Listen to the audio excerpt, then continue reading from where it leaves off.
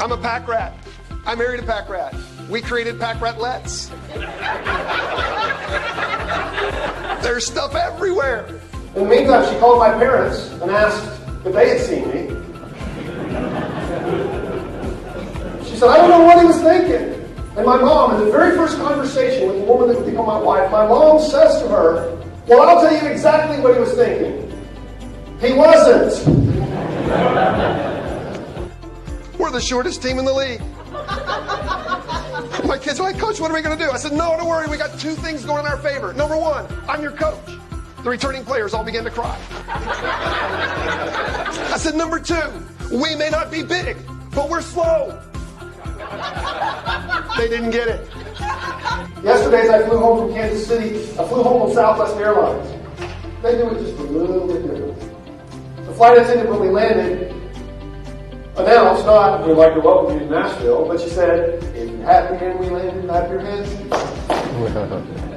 160 people start singing along with her. If you're happy that you landed, 100 days are celebrated. Here we go. Sing.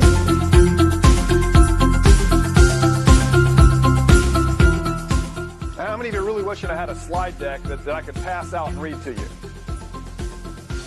No. And these are things that we're able to do better today than we were 30 or 60 years ago. And yet, everywhere I go, I ask people these questions, and nobody wishes they had more email. Nobody wishes that they had more meetings. Nobody wishes that the slide decks were a little thicker. In the corporate world, it's known as the triple constraint. The people that build the product say, well, if you want it good, you're going to have to give me more people to make it fast because we just can't do it with who we have. But the people that control it say, you can't have any more people. We're in a hiring freeze. We got to be cheap. And the people that sell it go, we got to have it now. We got to have it fast. I believe that those constraints are in everything we do in life. And today, I want you to look for the little secret, the power of the paradox that will solve them all for you. The problem with email, the problem with meetings, the problem with PowerPoint is culture. You've seen so many bad PowerPoint presentations that you just roll your eyes and go, well, here we go again. And I bet you can count on one hand the number of slide decks you saw that went, that worked for me. Because everybody does the same thing.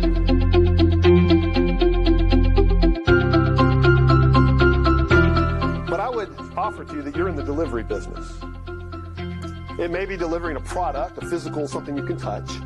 It may be delivering an idea.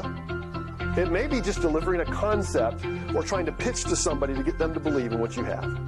But at a minimum, you're delivering the things, the intellectual property that you own. You're going to be delivering concepts and reports and papers and projects in this class. And I would tell you that the goal of your classwork here at the MBA school, as well as what you do out in the business world, should be exactly what FedEx's is. I want to make sure that the right product gets to the right people or persons at the right time and in the right manner. Let's strive for the highest standards in our communication, because communication matters. What you say, how you say it, when you say it, who you say it to, all of that matters. And it begins the moment that you engage a person, whether it's by email, a phone call, face-to-face meeting, or standing on the stage presenting in front of cameras and bright lights. It matters. By the way, every executive I've ever worked with, and I'm telling them what's wrong with their speaking skills, they all say the same thing. Thank you for telling me the truth, because everybody else tells me I did a great job.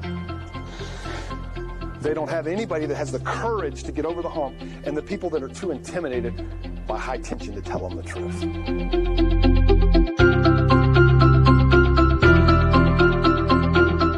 The solution is to slow down. Instead of trying to do it all, let's find the things we need to do.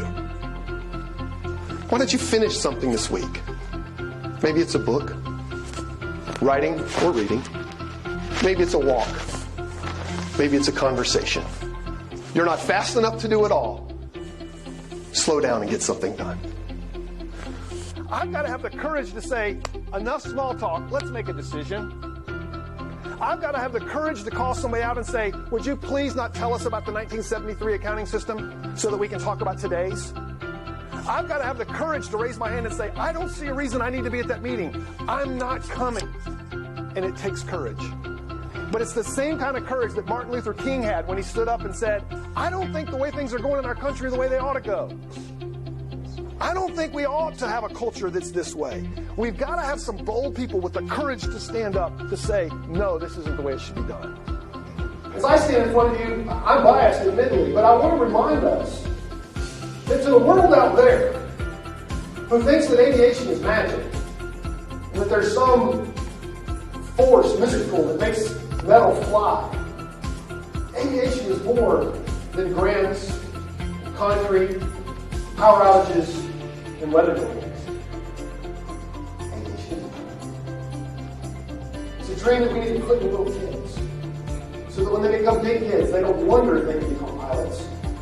They don't wonder if they can be involved in aviation. There's a lot to do. We need to make sure that we communicate to a community that we're not an organization that meets just to talk amongst people like us, but that we're an economic conduit. We're a transportation system that brings their clients to them. We're going to be terrible, but we're going to have fun. Because as a coach, I'm not there to win every game. I'm there to make them be better, to get them to be good, to do the impossible, the things they couldn't dream of on their own. And that's what we want to do as business people. We want to do the impossible. The problem and the paradox lies in that you can always do better. I can give a better speech. You can certainly drive better based on what I see on the roads. We can always do better. If I can always do better, then what should I aim for? And there's only one answer. You can only do your best.